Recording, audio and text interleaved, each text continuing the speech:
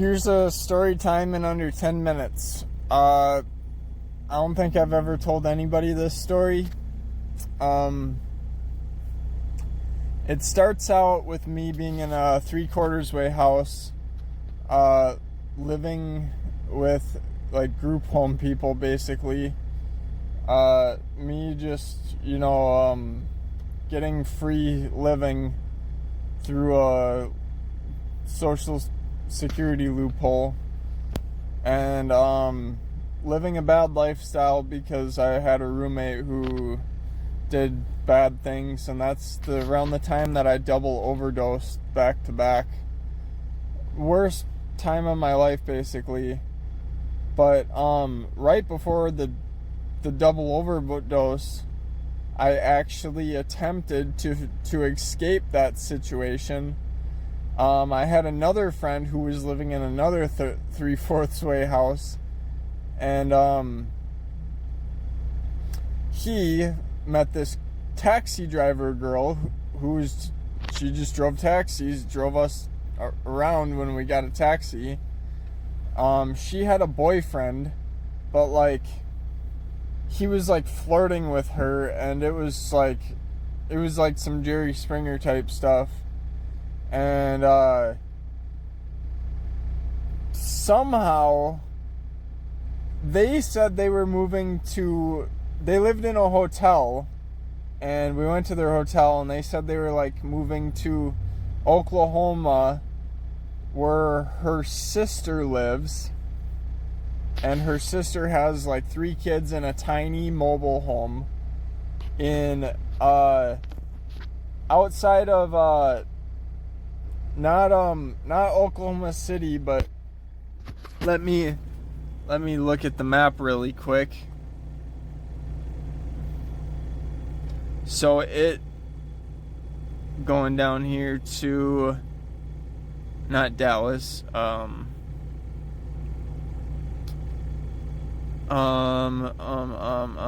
Sapulpa. So this lady lived in Sapulpa, and the story was that we were going to all go down in her boyfriend's truck. So it was me, my friend, her, and her boyfriend in his truck.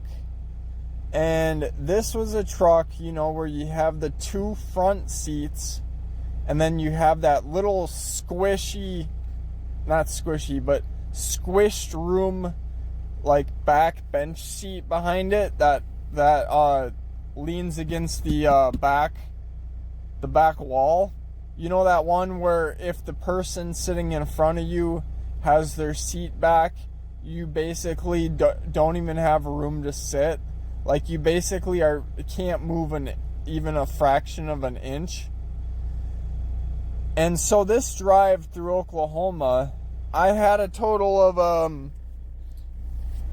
I think I had like $20. I don't even know if I had that. And I was moving to Oklahoma with like $20.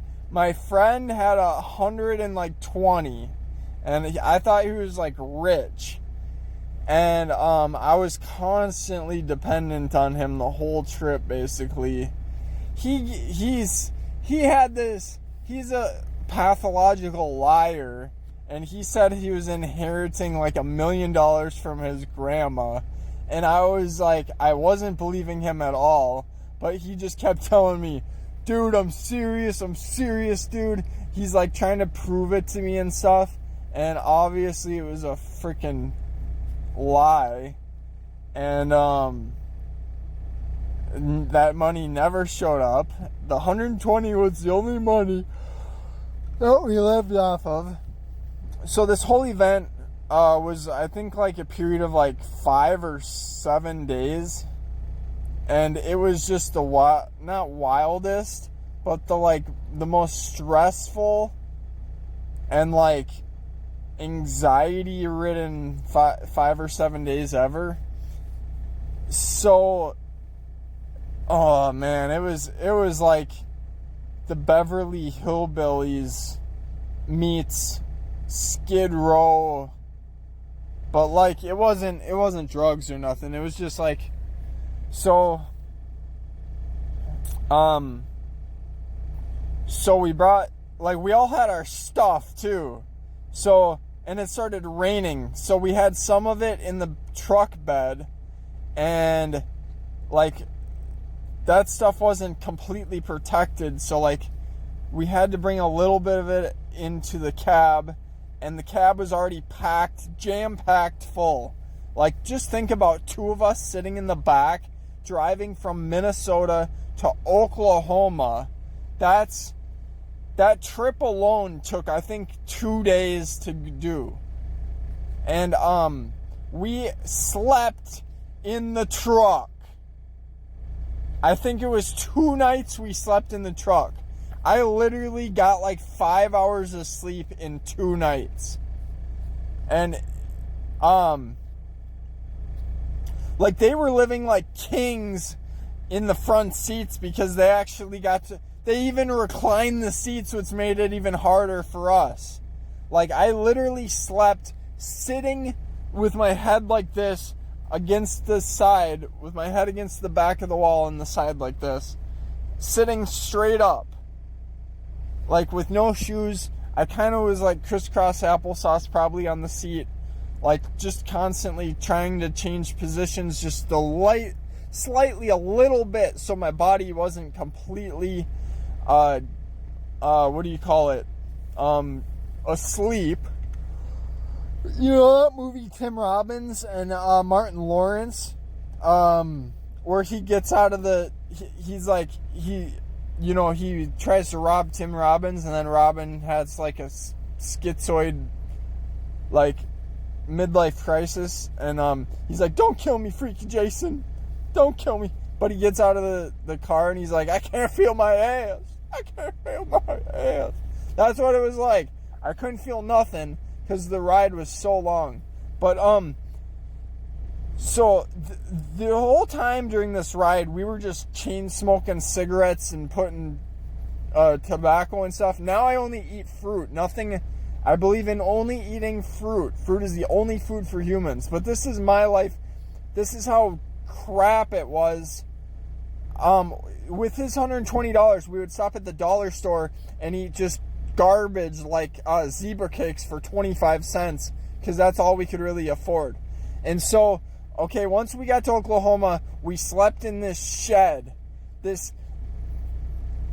We thought the truck was bad, but sleeping in the shed, it got down to like 30 degrees, and we didn't have any blankets, any pillows, or anything.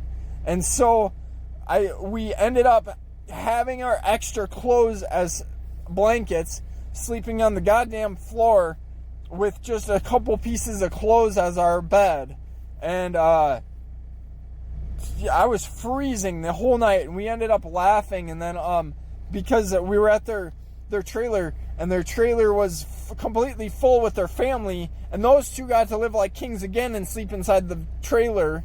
And her sister thought we were going to be able to stay at the trailer until we could get jobs and get a place to all chip in to get this place, right? It'd be super cheap, like $50 to $100 each. 4 people going in on a very cheap, like $500 place in the middle of nowhere, Oklahoma. It was going to be cheap, right? As long as we got jobs. But we were going to be staying at that trailer while we got the jobs. But she didn't want us staying at that trailer, so we stayed in that shed for 1 night. So we stayed in the truck for like 2 nights, that shed in 1 night, and then we ended up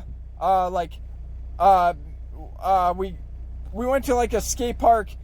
I tried to get a job. I actually got hired, but then it all fell apart because this chick and her boyfriend didn't even like care about, like, he got into an argument with my friend, and we all split up. Me and my friend were stayed together. We ended up at a bar and drinking a couple beers, and me panicking and calling my dad, who's a drug addict, who somehow miraculously got us bus tickets, Greyhounds, back to Minnesota. That story could have went on for another 20 minutes, but this is all I had. Tell me if you enjoyed it.